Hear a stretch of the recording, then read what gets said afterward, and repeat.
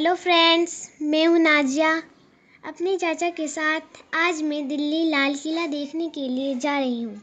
सबसे पहले मैं रोहाना से ट्रेन में बैठी। देखो फ्रेंड्स, ये रोहाना का पुराना स्टेशन और जस्ट इससे आगे नया स्टेशन बना है। ट्रेन आ गई और हम ट्रेन में बैठ गए। मुझे भूख लग रही थी, इसलिए मैं केक खा रही हूँ। ट्रेन में अभी भीड़ भी कम है।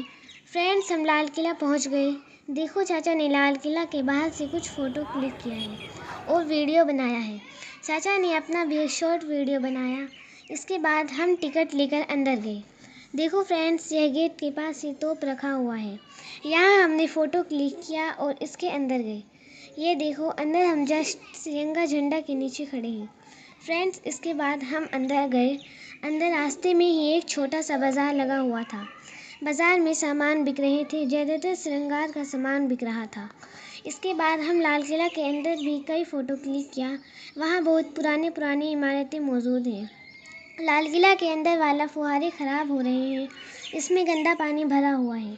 इसके बाद मैंने झांसी की रानी लक्ष्मीबाई की मूर्ति के सामने फ़ोटो खिंचवाया। इसके बाद फ्रेंड्स, हम म्यूज़ियम में गए। वहाँ मैंने अवध का झंडा, झांसी का झंडा और मुग़ल का झंडा और ऐसे बहुत मुग़लों के झंडे थे। इसके बाद हमने भारत की स्वतंत्रता का प्रथम संग्राम का तस्वीर देखा और इसके बारे में वहाँ पढ़ा भी।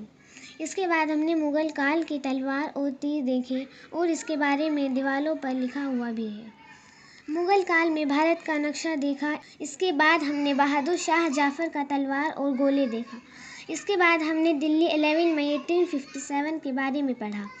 इसके बाद आगे हमने बकरीद के हमला के बारे में पढ़ा, किस प्रकार अंग्रेज़ द्वारा हिंदू और मुसलमानों के बीच गाय की कुर्बानी को लेकर लड़ाइयाँ करवाई थी। इसके बाद हमने दिल्ली की लड़ाइयों के बारे में पढ़ा और तस्वीर देखी। इसके बाद हमने बादशाह से कैदी तक के बारे में पढ़ा। इसके बाद फ्रेंड्स, हमने बहादुर शाह जफ़र का और उसकी बेगम का वस्त्र देखा। ये देखो फ्रेंड्स, आप भी देख सकते हैं।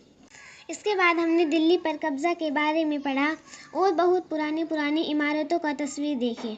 इसके बाद हमने मुकदमे दंड और निष्कासन को पढ़ा कि किस प्रकार शाहजादा फिरोज़ शाह की मौत हुई।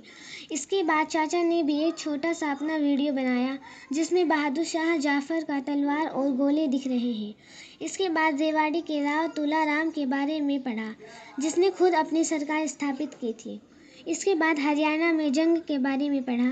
इसके बाद पंजाब के बारे में पढ़ा।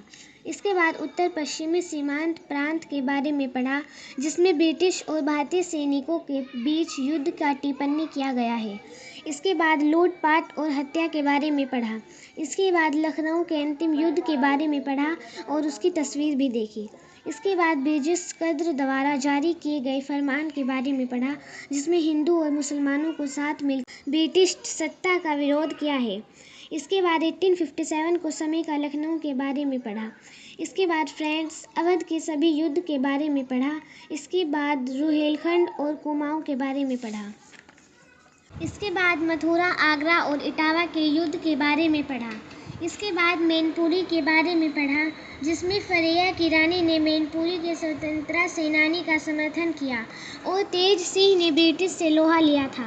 इसके बाद बुलंदशहर और अलीगढ़ के युद्ध के बारे में पढ़ा जिसमें अलीगढ़ की अंतिम युद्ध में 400 से अधिक सैनिक मारे गए परंतु अंग्रेज वलीदाद खान को गिरफ्तार नहीं कर पाए।